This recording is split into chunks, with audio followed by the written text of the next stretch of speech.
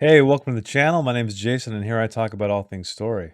And the story I'm talking about today is yes, we've hit the big 50th episode of my series Worth 1,000 Words, where I write a 1,000 word short story based on a piece of artwork without an outline whatsoever. And I swear this is the last anniversary announcement or milestone announcement I make until the end of year one, which will be in 2 episodes. And then I swear, after that, it won't be until episode 100 and then, or maybe just year 2. I don't know. We'll see. But before I begin, let's get something out of the way. A friend of mine, a great writer, game designer, Source of Victory has released a game book. Some of you may know those as Choose Your Own Adventure books from the 80s. They're still around. He released Tomb of the Everstar Sisterhood. I just got this today. It's a fun little book. It's small, but I like it. I like the form factor. It's cool. It is for ages 8 to 12, and it is part 1 in a series. I do not know how many are yet to come. I have not asked him, but if you look at the very beginning, I believe it says this is book 2 is Forge of the Molten Queen. So this should be really cool. There's a lot of great black and white illustrations in here. Let me show you some cool stuff like this. Very retro RPG. I love it. I love black and white art. But anyway, I'll put a link down below. Go pick it up. It's not expensive at all. If you have a kid out there, or you just want to, delve into a dungeon yourself, have a little bit of nostalgia, highly encourage you to pick it up. I will review this when I'm done. Whenever that will be, hopefully soon. I plan to dive in after I finish this video. Speaking of this video, I tried my damnedest to get a week ahead, and I did with the story. However, I was trying to get on vacation, and here I am, Friday. So if you're watching this today, I'm recording this today. I will edit this today. Thankfully, though, the story was already written. That's going to make things easier. I don't know what to tell you, procrastination. But I had a great mini productive. I got some writing done while I was on break. I did some outlining, figured some stuff out, revisited my my inspiration, my mentor who does not know me, Adam Skelter, on the art of story. If you haven't checked out his channel, highly, I can't recommend it enough. It really distills down storytelling and structure and characterization down beautifully. I've read a lot of structure books, and this by far is probably my favorite. There's other ones that get into a little bit more of the weeds, but this one's a great start. 24 plot points. Anyway, I'll stop going on about that. The music I listened to today last week when I wrote the story, is by a band called the Deaf Center. And the album I listened to is Pale Ravine. It's one that I discovered many years ago. It has this great electronic vibe to it. It's atmospheric. There's a lot of just organic piano stuff. And speaking of that, if you've seen this thumbnail, you'll know why I chose some instrumentation with piano in it. This was a fun one. It's going back to the junkyard roots of the mundane, of the ordinary, and it was a great opportunity for me to do some character study. So with all that said, I know this is a long intro. Thanks for sticking around or using the chapter selection. Maybe you passed me by already. Let's check out this week's artwork. This week's artwork is titled Piano Player, and it is by an artist and concept designer named Neil Ross out of London, UK. So I know last week I did something a little out of character. I did the one with the woman in the junkyard, and I very, very nearly chose something else, something more sci-fi, fantasy, but this one really stood out to me. It reminded me of a painter, and I really cannot think of his name, unfortunately, but I've seen him in some art galleries, and he's done a lot of observational pieces with really broad strokes of color. Now, this one's a lot more detailed than that. It's rendered a lot more cleanly than the ones I've seen, where it's just kind of these swaths of bright colors. But I still feel like it had the same effect, and I enjoyed the fact that this really looked like someone sitting across from this man playing a piano and just painting it. Again, drawn to the ordinary depiction of this man in a mall playing a piano all by himself. There's nobody walking by. And what really struck me is his shirt he's wearing, because it does somewhat mirror the chaotic nature of the mall decorations around him. And another reason why I believe this was observational to a degree is the The timeliness of the social distancing guidelines and the mask you can barely see he's just wearing.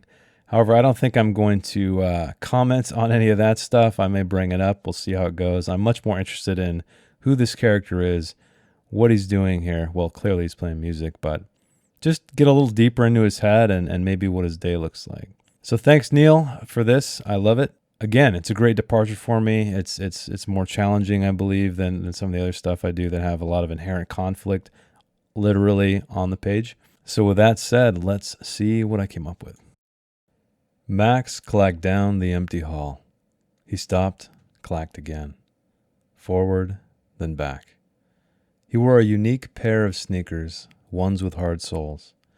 He'd found them discounted on some Chinese e-commerce site, forced to buy 10 because they only did pseudo wholesale. That was okay with him because he loved the sound, a tempo prompt for what was to come. His reflection in the mirror startled him. He'd gained weight. His mother would have said he'd gained soul, but he wasn't interested in that. And there wasn't a soul around. Just him, his shirt printed like an explosive finger paint job, which complemented the broad spectrum of plastic, glass, and light of the Vista Mall concourse. Banners as still as the dead, hanging from the ceiling, dripping with wishful propaganda.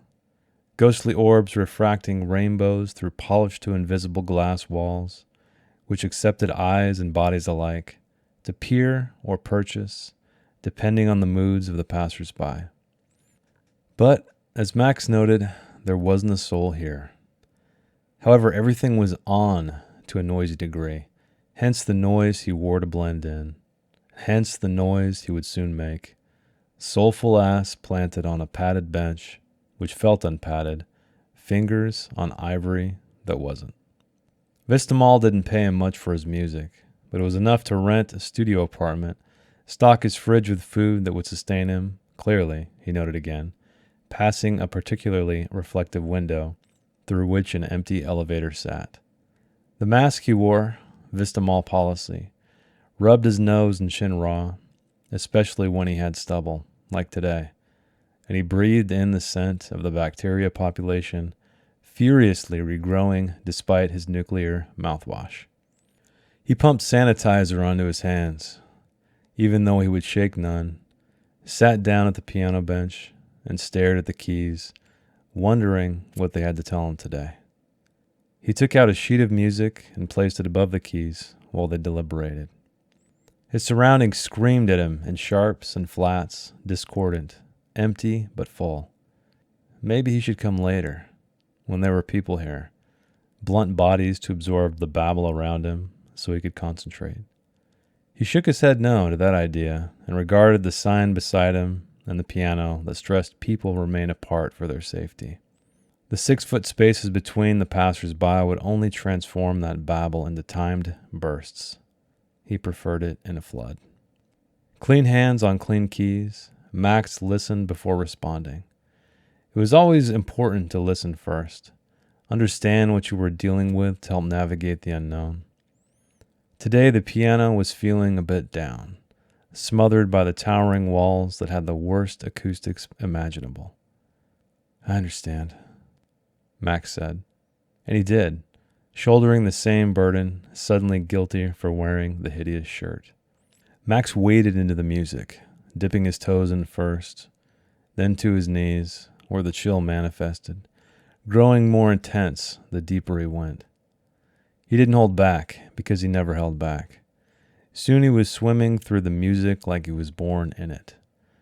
His mother always said he was, dancing in her belly to something as gentle as the tap of her finger on a tabletop, or the rusted wind chime that grated outside the kitchen window. But Max's father insisted he'd always been driven to loud music, hence his namesake. No matter how much his father had begged his mother, Maximum was no name for a boy with any future. Max rolled his fingers across the keys, careful to not let them fully spring back up. Things were getting more intimate, the conversation becoming less about the words and more about the sounds. And soon there were no words. He was water through a river, weaving around stones, churning only when he felt like it. Bubbles gurgled to the top and popped their secrets. Then he was airborne, playing the leaves and branches like wind chimes, to which the birds answered with accompaniment. Then he went even higher than the birds could fly, where the air was too thin to breathe. The atmosphere divided the earth and the infinite in beautiful curvature, and still he went higher. Stars twinkled, and all I could think of was what planets orbited them, full of rivers and trees and skies, just like the one he'd left. He tumbled, head over toes, experiencing this music omnidirectionally, because he wasn't limited to 2 ears anymore. It infused him, became his lifeblood. The keys told him the mysteries of the universe then. So many tones and colors, some of the same ones that plastered Vista Mall, but in a harmonious fashion. He didn't fully blame them all, though. It was built by organisms who were in their infancy, and plus, it paid the bills. He shook those thoughts from his head, the ones pulling him back to the surface. They clung to him like cotton candy cobwebs, never letting go, and soon those cobwebs birthed spiders that crawled over his skin. All he could do was shake them off, slap them from his skin. And he fell, and fell, and fell, and whoa there, Maxie man, my music man. It hit Max harder than solid earth. He opened his eyes to a cage of industrialized tubing, 4 stories above. You must have been in real deep. It was Alfonso, the security guard. Alfonso helped Max back upright, and his hand slammed onto the keys to counter the shove. It sounded like a universe dying. Now that is what I'm talking about, Alfonso said. And he squeaked around the floor, hip swaying. Like the shirt. Max looked at the keys, and they told him what he already knew. The first gaggle of patrons entered the mall, triggering the drone of Muzak. Alfonso urged him to continue the broken assault of what in no way was music. Max did, blending in with the rest of the ugliness, counting down the hours until Vista Mall was empty again. So what do we learn about our dear friend Max in this tale? Well, this was definitely another opportunity for me to do almost a character sketch, and I really enjoy these. And honestly, I should probably do these for my longer form stuff just to figure out the characters. I think I've done it once. In the novel that is very soon to be released, I wrote a page or two from a certain character's perspective, who will go unnamed for spoiler purposes, but it did help me kind of figure out the purpose and maybe who this person was to a degree that allowed them to, or allowed me to like sort of facilitate their impact on the story and the dynamics between the characters. And so that's really more or less what this is. I mean, there's really not a lot that goes on. We do learn about Max and how he loves music. He loves the quiet of the mall. And I think that's really what makes this piece great, because it would have been very easy to just paint. Well, I shouldn't say easy. Probably would have taken quite a bit more work to paint a lot of people walking by, but alas, here we are with a very empty mall, and we just have this person playing. I think that's really speaks volumes, so to speak, as well as the fact that he's sitting next to a social distancing sign, and there's no one about. So I'm not sure if this was any kind of commentary by the artist, but I did see another piece in his. It was in a mall as well. A couple people walking by wearing masks and so on. So I'm not sure what he's going for here, if this is just observational, because this definitely looks like him sitting across from this man and just jotting down what he's saying. But really what grabbed my eye, and I mentioned this a little bit in the artwork, is that just the crazy colors everywhere. And it's really like a nice contrast to the stillness of the single man sitting here playing this piano. And so I went with that. I used his shirt as a device, and then also made him feel, guilty about it once once I personified the piano. And then after that, I wanted to, so I play music. I mean, I used to play music. I'm familiar with it. I don't play it often anymore. I really need to do that, but time and everything.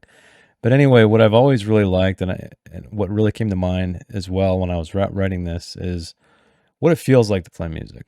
Now, I'm not sure if you've ever read Patrick Rothfuss, The Name of the Wind, but he's been complimented quite a bit on his depiction of a musician when he himself has no music experience whatsoever. I don't know that I got that really in reading that book, but there is like a transformative experience when you play music, and if you do play music, you'll definitely know what I'm talking about. It's very similar to writing in a way, where you're kind of transported. Like the sounds just kind of take you somewhere else.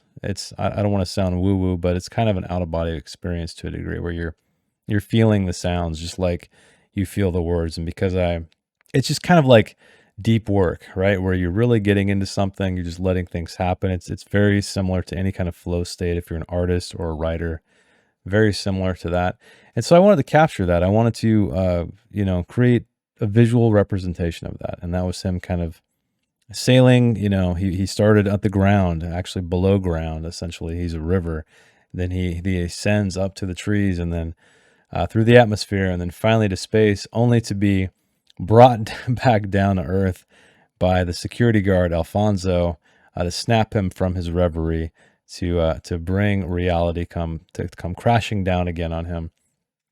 And I think that's just kind of mostly what I wanted to do, is create that feeling, but then also put it up against his life, right? So there are some mentions of his life and his name and his parents and how he was always, of a musical nature. And I like that little bit about naming him Max, which I didn't even think about that. A lot of times I'll choose a name, and I'll try to choose a name literally because I haven't chosen it before, and I don't think I've ever written a character named Max. So I chose Max, and it just happened to work out. Maximum. Whether you like that or not, that's fine. Maybe it's a little too cheesy, but it's one of those things that these kinds of exercises really bring out in you. And so I highly encourage you to try stuff like this without outlining, just kind of just write, because those are the pretty, those are the beautiful little things that come out of just going. Same thing can be said for music. Same thing can be said for drawing as well, painting, whatever it may be. I don't feel like a lot of times you discover those if you outline too intricately.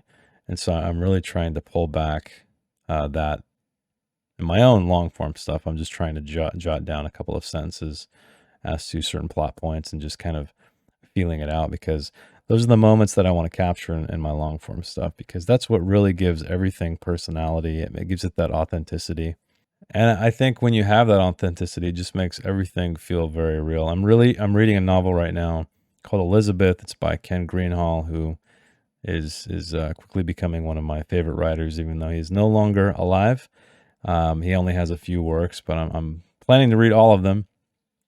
But he has such a skill at creating very distinct voices in his characters, and even the ones not in the POV. So a lot of his stuff I've read is in first person POV, and particularly this one, Elizabeth. Still, every character in the background, every supporting cast member feels very distinct, and that is really, I think, what all of us strive to do, right? Is we want to make everything feel like it exists somewhere. Not that you are reading a book, or not that you're reading some kind of fantastical alternate reality, but that in fact this stuff did happen to real people. Maybe that's not all of you. I guess if you're writing in fantasy or sci-fi, maybe not. But I mean, still, even then, you want to transport people. You want these people to feel real, despite the fact that they exist somewhere that doesn't exist. And so this was a fun one for me. I had a good time, and I know these ones probably aren't very popular because, genre is what's popular, not, I don't know what you classify this as, literary fiction or just general fiction. But I think these are still opportunities for you to, I guess, what I should say is that I think literary fiction, or writing about people, ordinary people in ordinary places, really forces you to dive deep into who they are and what they're about. Because when you're writing science fiction, when you're writing fantasy, or just something otherworldly or out there, I think, at least in my experience in reading books like that, is that it's always about the setting, right? It's always about the magic systems. It's always about this. I feel like the character, a lot of the time, I'm not going to say all of the time, Like, for example, George R. R. Martin, I feel does an amazing job with character, probably the best characterization in any fantasy novel I've ever read, and probably that ever exists. I don't know. We shall see. But um, it the author is so drawn to figuring out the world and the way it works, the world, not just the world building, but all of the details, like the magical things or the far future things, that sometimes they forget about what really matters, and that's character. And that's really what I focus on the most, or try to focus on the most. And maybe that could be why some of my sci-fi stuff is lacking in color in terms of the world building. However, sometimes when you call attention to those things too much, that you just make it feel unreal in a way. I'm not sure if that makes sense. But anyway, if you haven't tried to write straight fiction, general fiction, literary fiction, if you want to call it that, I encourage you to do so, because it really alleviates the necessity, or the intuition, I guess, of the draw of describing a fantastical world. I think that we're always trying to paint the picture of something fantastical if we are presented with that. Whereas here, because everybody is familiar with a mall in this case, and a piano in this case, that there's really not a lot to do in terms of making it feel real, because it's already believable, because it exists, so to speak, in the same world as we do. So that really allows you to dive deep into the character and practice that part of your craft. I find that a lot. I felt like that with the Junkyard as well. I felt when I wrote that story, it really I just started and went, and was not distracted at all by any of the surrounding environmental things, because again, it's just what we know. It's ordinary stuff. It's a junkyard. Here it's a mall. So if you're one of those people, hey, I love genre too, right? I'm probably, most of my stuff from here on out is going to be in the sci-fi category. I feel like dystopian, or thereabouts, because I know you got to focus. My My first novel is literary fiction. My second novel is fantasy. Well, it's a short story, I guess. That my third one is going to be more dystopian sci-fi. So from here on out, though, I think I'm going to focus on that. So I get it. I love genre. I understand that it sells. I understand that it's more popular than literary stuff. But even if you never publish anything, or it never sees the light of day, or never, no one ever sees it but you, do it. Try it out, because all of these things, character is universal. Character needs to be in genre more. I really can't tell you how many fantasy novels I've read and sci-fi novels I've read that has shallow character. And it's partially what has, driven me away from reading those. I love sci-fi, and I read stuff, that's, I don't know if you want to call it a little more highbrow sci-fi, but less hardcore genre sci-fi, something like space opera, because like I tried to read Leviathan Wakes. Couldn't do it. It just, again, empty stuff for me. Okay. Now I know it's exceedingly popular, but it just felt empty. Like, hey, let's talk about these settings. Let's talk about these weird aliens and stuff. And that's it. So, I feel like that's what's missing, and I feel like everybody needs character. Everybody's drawn to character. That is what matters more than any plot in any setting. And so, I guess I'll do my best to try to bring more character, more literary style characters to sci-fi. Not that they don't exist. There's some fantastic authors out there that do it perfectly well. Kazuo Ishiguro is a great example of that. Even though I guess his stuff's more literary sci-fi, he kind of dabbles in other things. But anyway, that is my goal. We're sitting at 980. We are pushing toward 1,000. And forgive me, I did cut this off a little prematurely. I do go over 1,000 words. However, I didn't land on exactly 1,000 because I cut off some of the editing. But the story is more or less exactly the same, with just some minor text edits to get the word count down. Welcome to the end, dear viewer. I am so glad you made it. This is where I talk about my final thoughts, what I liked, what I didn't like about the story, and perhaps what I learned. And if you did not listen to the writing analysis, and I don't blame you, it's the longest part of the video. For something I learned, I feel like what it was is that, and I talk about this toward the end of that, is the lack of characterization in science fiction and fantasy, or a lot of genre novels, I should say. And the reason why I bring this up is because I feel that if you write something in the literary genre or the general fiction genre, it alleviates you from trying to world build or make a cool magic system or make a cool civilization, whatever that may be, cool tech, and to focus on really what matters most, and that is character. And that's what I've discovered writing Junkyard and writing this one, The Piano Player, is that I just kind of hit the ground running because I didn't have to come up with some clever or immersive setting, right? Because it's already there. It's already things that we know and love or don't love. And so you just kind of push it all aside and focus on the character. So if you were a genre writer, I would consider myself a genre writer to a degree because I'm trying to push forward into science fiction. Write literary fiction, write a short story, write a character study, write something like that, because honestly, that's what matters. The plot is completely secondary to anything else. So I I wish I could force you to do it, but I encourage you to do it. Write something without having to worry about world building.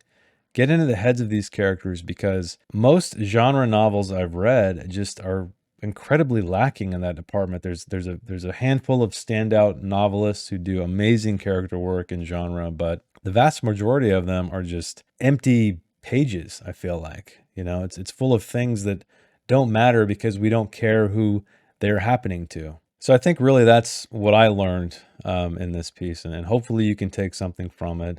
If you are writing science fiction or fantasy or something that is very genre focused and very plot driven, take a step back. Write a character about a guy sitting on a bench, perhaps a guy sitting in an empty mall playing a piano. Just see what's going on in that person's head. See what makes them tick, and then take that discovery to this amazing detailed world that you have constructed from nothing. And I guarantee you it's going to make your story much better. And don't forget, before I go, pick up a copy, Tomb of the Everstar Sisterhood, link below. It's a game book. It's awesome. It's small. I already said that, but it's cool. I like the size of it. Anyway, I look forward to checking this out. You check it out. Links down below. I know I said that already. Keep reading, keep writing, and I will see you next week. Thanks. Bye. If you'd like to read the story in its non-video format, check the link in the description. I didn't edit anything else, promise. Thanks again.